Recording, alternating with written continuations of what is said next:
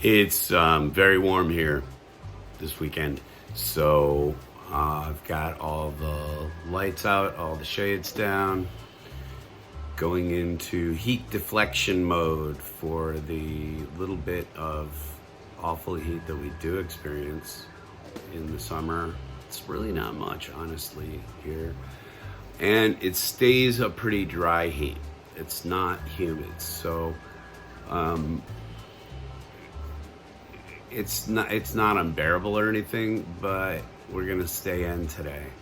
I did go over to Radar Toys today, 1440 Lancaster Drive Northeast in Salem, Oregon. Wonderful folks, overworked, hardworking people, and just like if you're in the pot dispensary business, you know, people figure it's a good time all the time, and it can be. I mean, you're working with stuff that makes people happy, but by and large, you got to remember, these people are scrabbling for a living. So if you can get out there and let them know that you want certain issues coming out, or you want a certain collectible, buy it through your local store and give them the business, give them the biz, because it's important to let them know what you want. And so I did go into Radar today to put another comic on order for the next several issues of Jurassic League, which is what I'm going to show you now.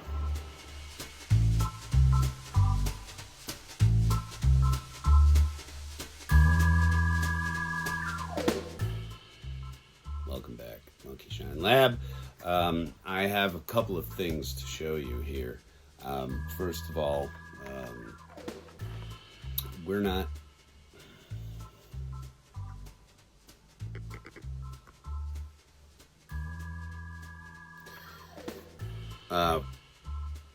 why are you so close?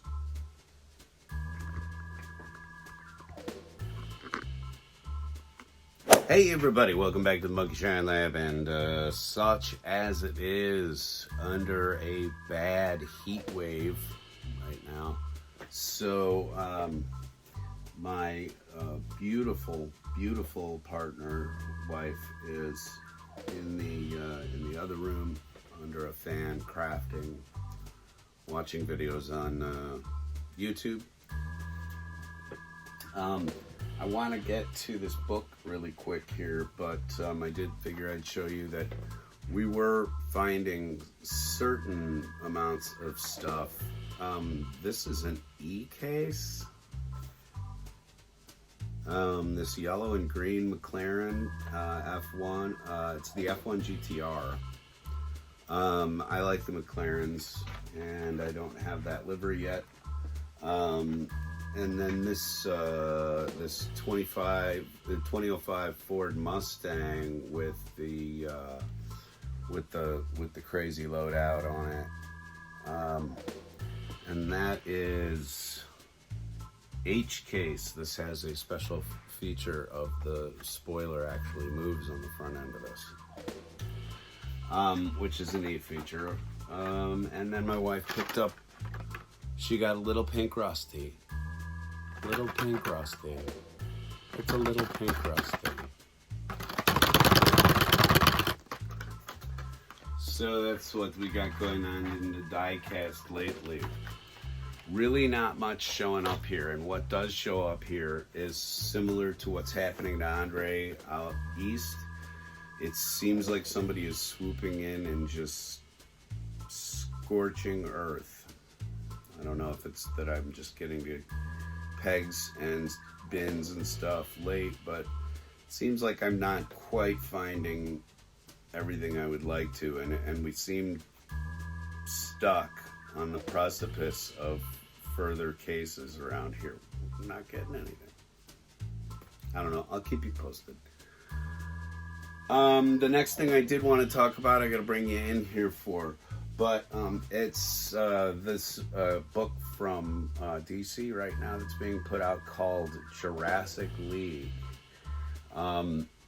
This is seriously cool stuff, and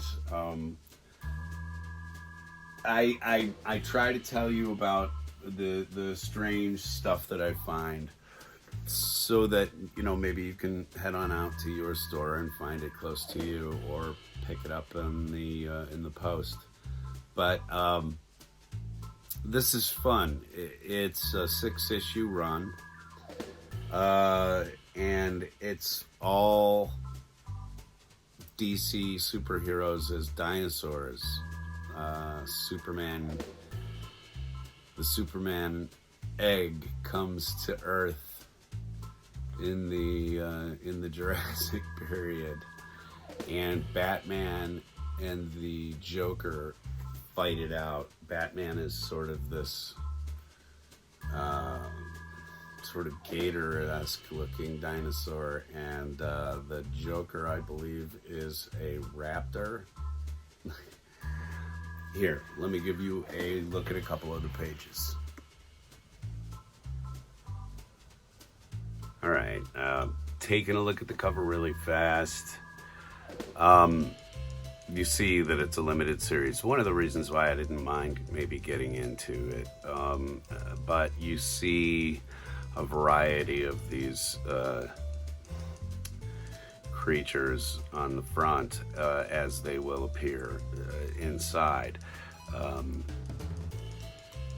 Most of these seem to be introductory stories and some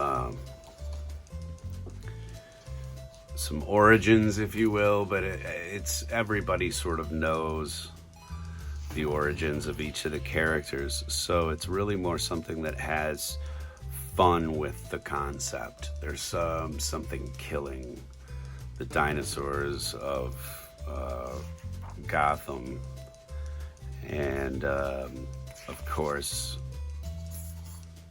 it's going to be a problem. And you have the Joker and the Jokerzard, I guess is his name, and they have some fun with that too.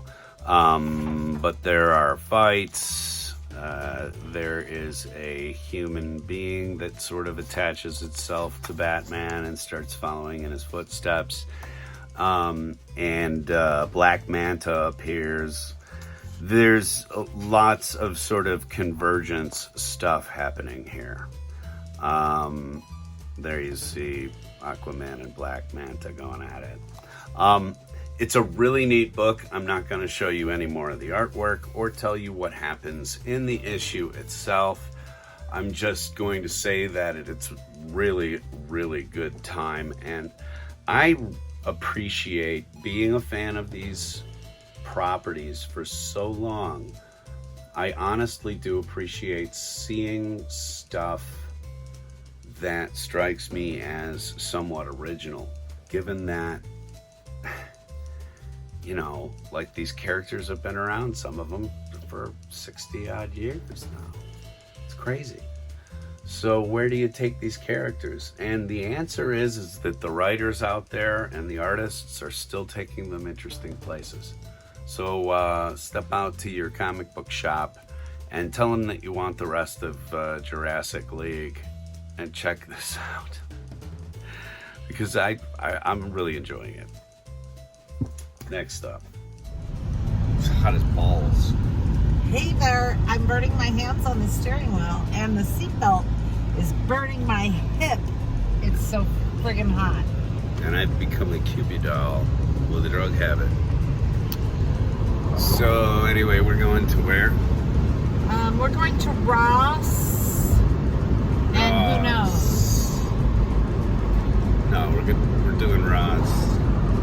Yeah, And then we're doing Ross. I gotta put the air conditioner in. Oh my God, the seatbelt is burning my hip.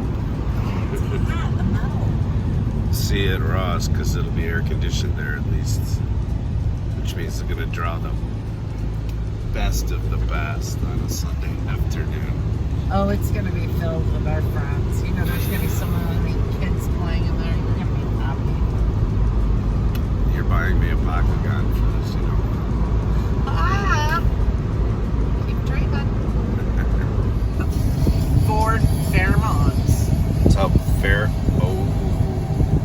Fairmont with a hood scoop and an old redneck behind the And wheel. nice tires. Yeah, I like Oh, it. dude, like, bro's probably owned that thing forever. Listen to it take off. It's got an engine Wow. in it. That hood scoop is pretty sweet. That's pretty good. Sleeper car. Yeah, Not even well, a a little sleeper. bit. Not even a sleeper. The Just kind scoop of gives it away a little the bit. scoop and the tires and stuff, the sound. The slicks on the back, yeah. It's pretty sweet. Alright. At least get some of the scoop.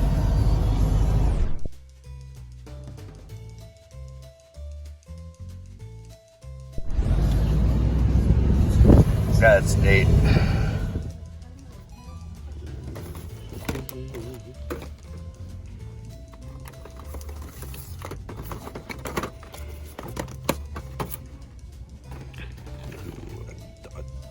The diamond chicken.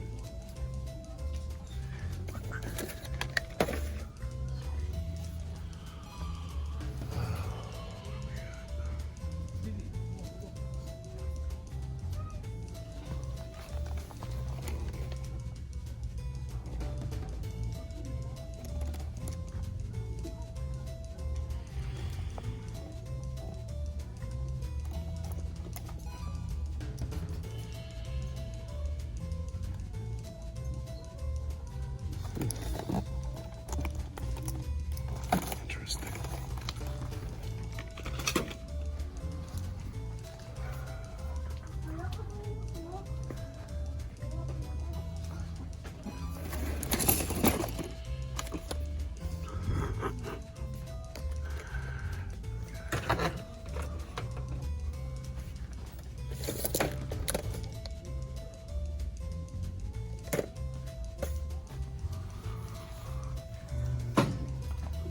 Don't have that removed.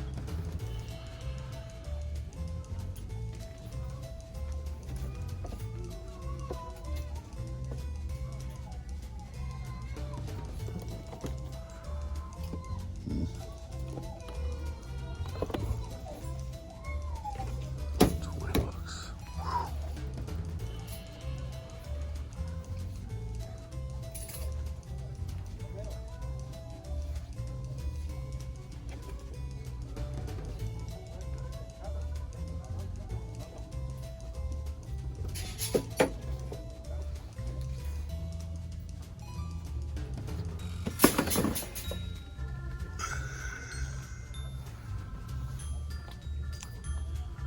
I think that's gonna be about it. Oh well.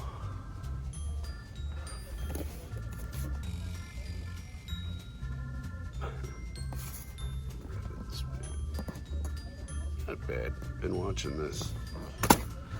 Been watching the Monster Jam stuff on YouTube. It's pretty cool. Let's see.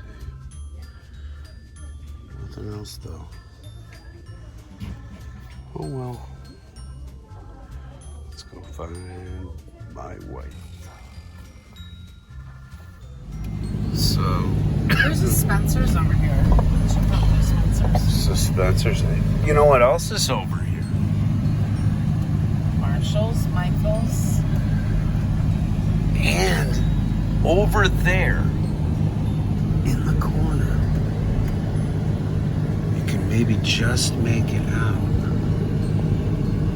What is it? Got me all- It's a GameStop. Oh, who gives a fuck? You're right.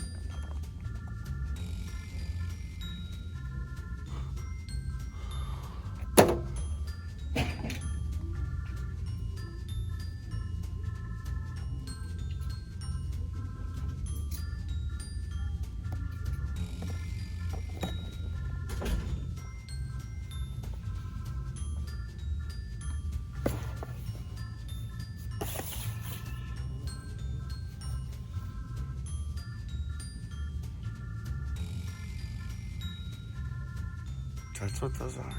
That's what the tag says. Oh. I thought it was a shooting rest. That too. No, I figured that those were. Is this an R2D2 light? Or whatever. So that's kind of cool. So we should head home. Yeah. I mean, are we? Okay. Why did you see the red one? Did you see the red one? Yeah. It's, honey. What? It's the dino baton. Ooh, I like Lights, sound, and bubbles. Well, I'm interested in this. These are surprise glow in the dark. Do you remember the Dino Strike thing that we opened? I do. I never thought I would say I wanted to maybe get a Cubbo, but look. What do you think? He looks fierce. All right, let's get out of here. All right, the last thing I want to do for this video, real quick, is just to open up a Bakugan ball, finally. I've got a few of these. I'm going to open them up, and I thought this was a great one to start with because the chief protagonist in the Bakugan story, his name is Daniel, and he's got a Dragonoid named Draku or Drago or something like that. I don't know. It depends on who you're watching. But anyway, this is from the Battle Brawlers. This is as basic a kit as it comes with. Is just one character, some cards, and hopefully they get you, addicted. So anyway, I'll open one of these up because I have not opened one out of the package before yet. So let's take a look at what they give you. I'm sure we'll all be very impressed. I'm sure a lot of people have already moved on to the next video. But I appreciate you all sticking around. See what's going on with my newest silly obsession of, can a 55-year-old man learn how to play a trading card game? Okay, so like most things, I don't know how it comes apart.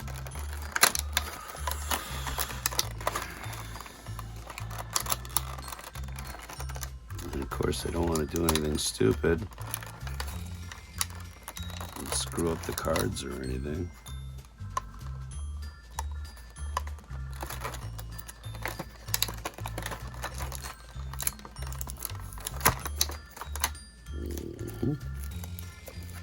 Okay, so there are some playing cards, or it comes with one dragon card. This is gonna make you all laugh. I did some work in the bedroom earlier to put our stupid air conditioner in the window, and I was using my knife. And guess who didn't retract his knife and put it away correctly? It's been years. Chose tonight to screw up. Anyway, okay, well, there's your Bakugan card. This has the pertinent information on it concerning the Dragonoid character. He has a B rating, or hit point rating, of 200, so he's really not very powerful. And if he manages to roll over these chips on the table, then he gets extra powers to his ass beating. But anyway, yeah, he's a very basic, very low level. But I thought that it was only right that we that we have it would be like playing Pokemon and never really thinking about Pikachu. Okay, this is kind of the Pikachu of the game. Pantheon. And I don't want to screw this up trying to get it out of here.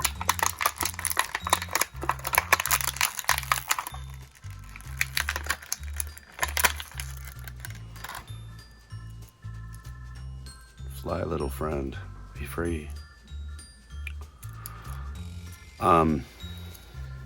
If you haven't been following this far with the Bakugan, I'm doing something completely silly, and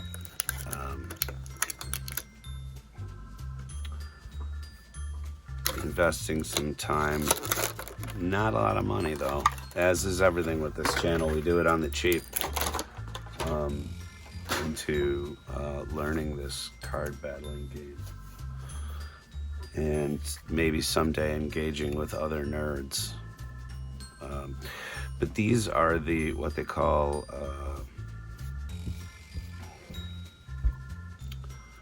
pogs. No, these are the Bakugan triggers. Basically, there's a metal chip in these, and there is a magnet in here which holds the thing together as a ball. And so when you roll these things correctly over these plates, you trigger the whole thing to go off, and that means that the battle may ensue. Like I said, this is like one of the main characters of the anime, and I don't know that it'll be one of my final faves, but as you can see, it's a little pop-out dragon. The genius of the engineering and design that goes into these things really makes me laugh a lot. And so anyway, there you go. These basically are the game chips, and you set these out. Each player takes a turn setting a chip out randomly. They have to be touching one another, and you set them out, and then you roll these balls from a certain distance out, trying to trigger them on these plates. And at that point you follow card structures and possible, pluses and minuses which happen from having hit certain types of chips or not. But like see in the back of this one, you're going to get plus 150B, which is like 150 hit points on top, so this would become 350 instead of 200, and a +4 pound your ass rating. And each one has a different rating thing, so the more of these you get and lay out on the field, the more possibilities there are. I know, spinning your head, and unnecessarily, I would guess.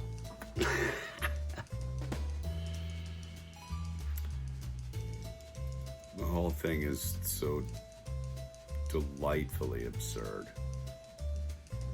I think that's what really kind of attracts me to it. It's a bit of whimsy that has definitely caught my eye, and it's because of the science that goes into these little devices. There are lots of them. You'll see more. I have more to open of more different descriptions. Like I said, this was a battle planet power pack. Not all the Bakugan that you get out of package are as basic and unpowerful as my little friend here. But then again, I've also learned from the game that you don't need the most powerful piece in order to win a battle. So it's not all about brute strength. It's about how you use it. And on that horrible, horrible double entendre, I think I'm gonna get out of here. It's very hot in my office right now. The lab is not a temperature controlled part of the house yet, so time to get the window fan in. But that's a job for tomorrow. It's late. I'm gonna go crawl under the AC in my bedroom. Stay cool out there, everybody.